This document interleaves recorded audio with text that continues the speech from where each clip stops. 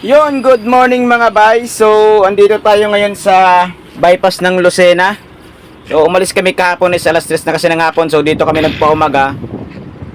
And then, maya-maya alis na kami. So, mag-aalmusal lang kami. So, ang biyahe namin ngayon is papuntang Masbate. So, ang target namin ay Pioduran Port kami sasakay. So, kailangan makahabol kami ng alas 10 ng gabi. Andun na kami sa Pioduran Port para makatawid kami ng Masbate, and then bago mag-umaga andun na kami sa Masbate ng Monday. So mag-almusal muna kami, and then diretso na kami sa Bicol, sa Pioduran. So 3 truck kami, yung isa is naiwan pa, pinatay na. Pinatay? Hindi. Ayaw.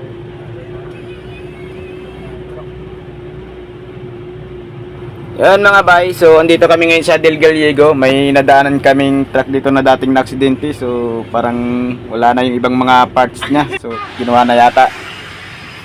So and then nasa Ragay na kami. So dito is matraffic kasi ginagawa yung tulay. So one way lang yung daanan. Kaya matraffic dito araw-araw.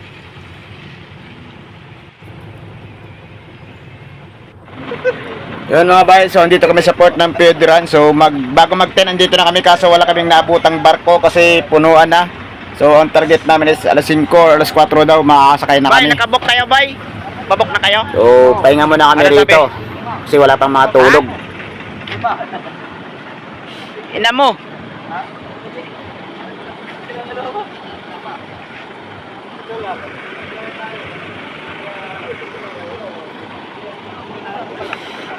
Galing ka na sa pier? Oh, sinabi. Flat ng barko. Ay, na-flat yung barko? Oh. Hindi, maganda. Ganda mo kausap. Kumain ka naman kanina, busog ka naman, mahal pa nga yun eh. Mahal pa yung kinain mo, ganyan na yung pinasok ng utak mo.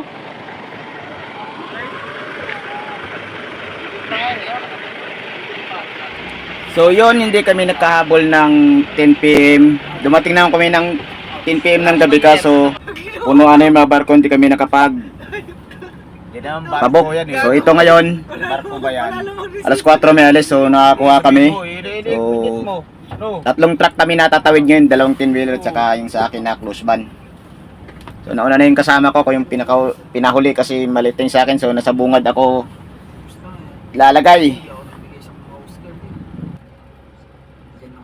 Napabingi pa nga eh, ha? Ito nga nun, eh, pangkape daw eh. Kakakape mo lang ah. Sinabi ko na eh. Ako kasakit ka na. Mag-alas 4 pa magkakapigat na. Sibay yung makakasakay na. Patulog ka pa lang, kakape ka? Tayo makakakit ba? Dito lang tayo ba? Ha? Tayo makakakit, dito lang tayo. Atras tayo. Tapos yun. Menen, hindi makita sa bigor. Baka malaglag tayo. Straight lang muna boss, wag mo bang habang wala tayong sinasabi sana. Straight lang, straight lang.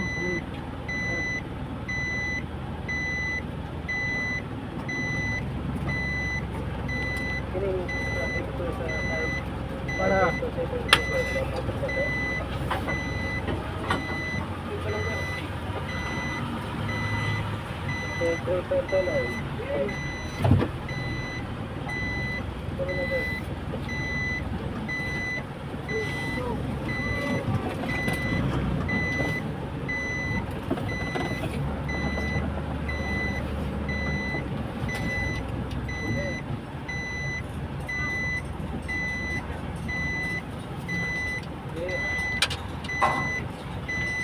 Gitna lang.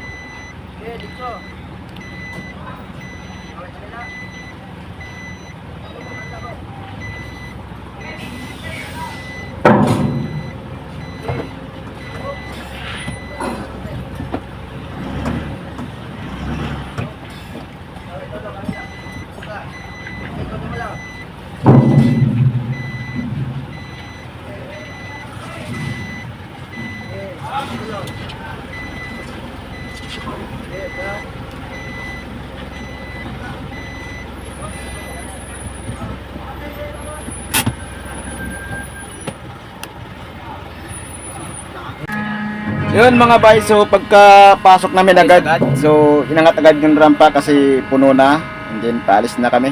So expected time namin na darating is alas 4. Ay hindi, alas 4 pala kami nakasampa. Ang expected namin dating is alas 10 yata. Kasi 6 hours daw yung biyahe, 6 hours kalate. So paalis na kami, and then tutulog muna kami kasi wala pa kaming tulog.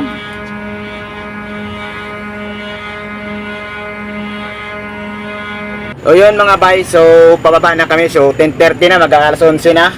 And then papunta na ako sa truck ko kasi ako yung nasa bungad. So kailangan andun na.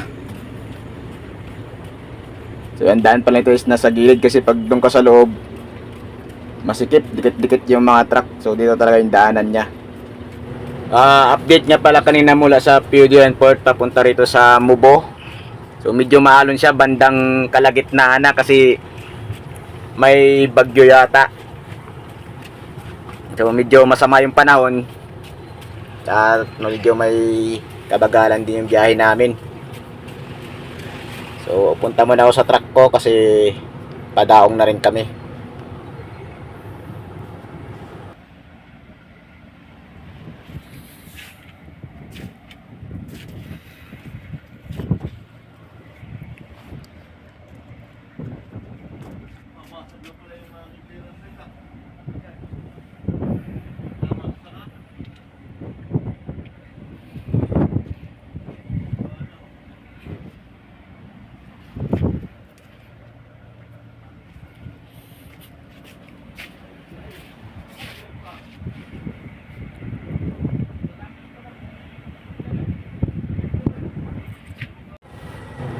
Yun guys, andito na kami, padaong na kami ng Mubo Port. So pagbaba namin ito is Siman siya. kakain muna kami tsaka hintayin ko yung kasama ko kasi yung cellphone ng kasama ko andun sa kabilang truck, naiwan niya raw. So pagdaong namin ito is magkikita na lang kami sa labasan. And then magtatangalian na lang kami kasi alas 11 pasado na.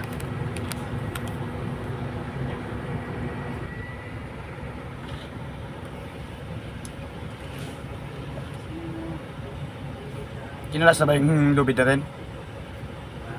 Di pa kinalas? Yung mga iba dyan kung kinalas na? Hindi pa kakalasin. Pagka ano pa yan dun, kakalasin. Sika lang. Sika lang kasi, bay. Ligong-ligong alama, bay. Kung hindi tayo inano, kung tayo palang nagkakalas niyan, di pinagalitan pa tayo rito. Kagi. Hindi mo maganda, no? Kung tayo palang kakalas niyan,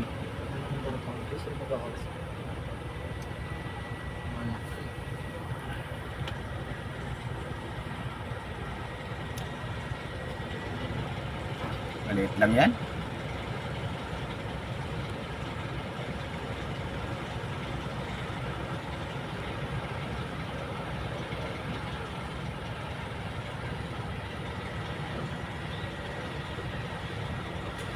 Parang ganyan din yung sinakyan namin. Ganyan, may ibang taas. Huwag tayong ganyan eh.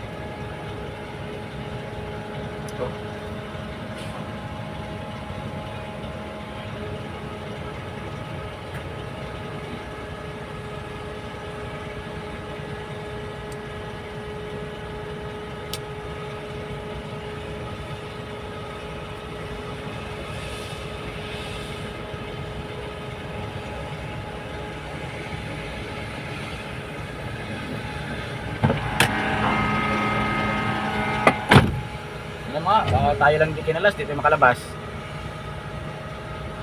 Oo, nagkakalas na, barko nga yata. May barko ba? Ano na lang yung sa likod.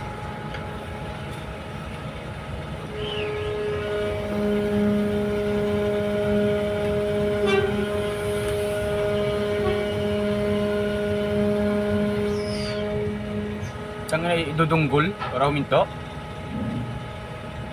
Ano to?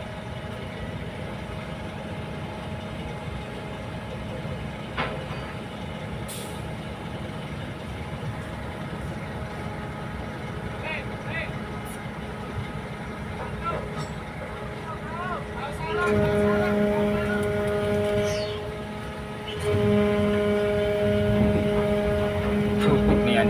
Binunggol?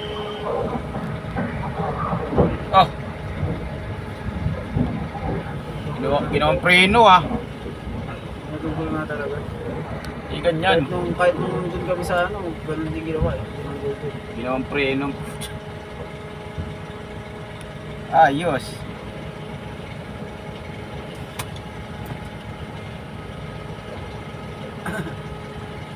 Palagbag oh. Hindi ano yan, ikakabit yata ako. Para atake dito. Hindi ano. Para pumantay. Hindi ano yan, atake. Ito naman ilalagay sa Naipit.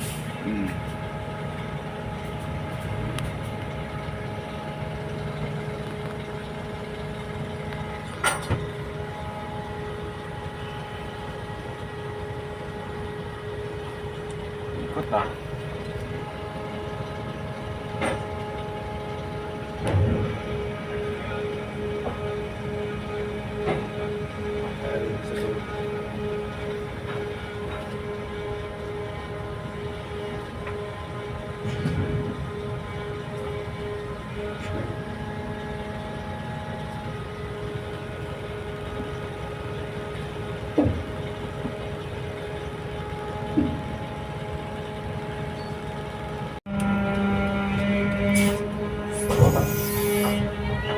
Nakawawa yung tira.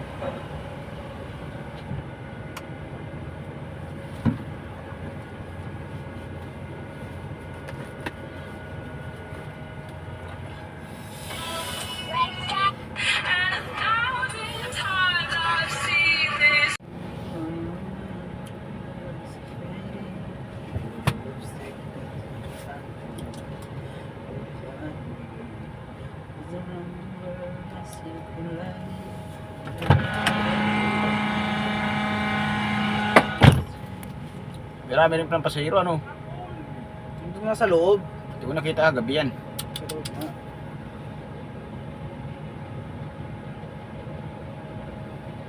Sa loob kanina yun.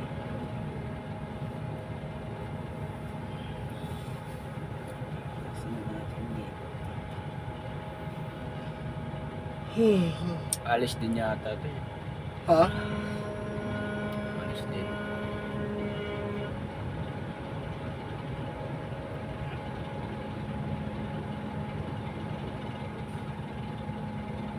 Paano dahil saan tayo hinto dito? Kunin yung cellphone mo. Diyan Labas? tayo natin dyan. Hindi pwede yan. Kagip, sawayin ka dyan. Ang paglihitan ka ng ano dyan, bantay.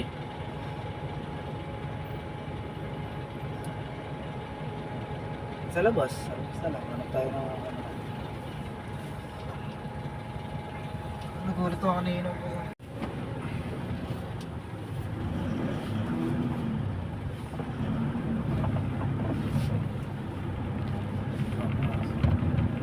Hindi. Sayad. Ayan.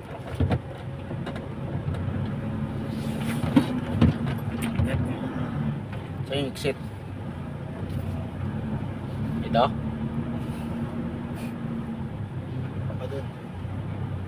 Baka doon. Yan doon.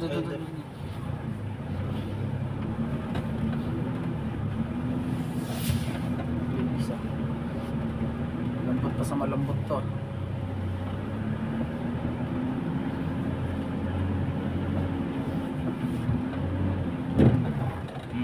Ayot na nga. O, doon yung exit eh. Saan ba? Ito yung exit. Ayan oh.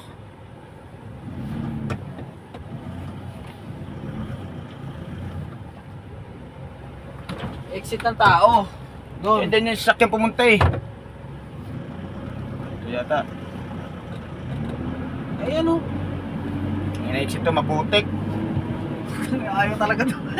Ang dumi-dumi na ng truck ko, hindi ko pa nakarwas eh.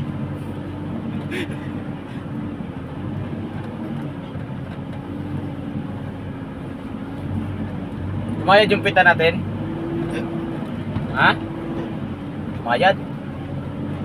Dito sa may putik.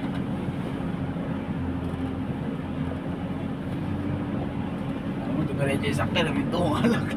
Naguldahan dun, labasan na anong tao.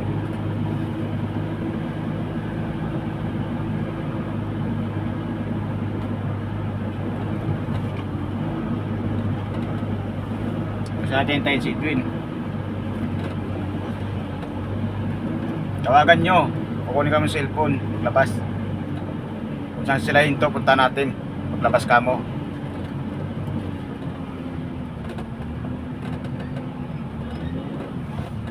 Wala kami maparadahan, oh. Ganap sila maparadahan niya muna. Tingnan yung cellphone.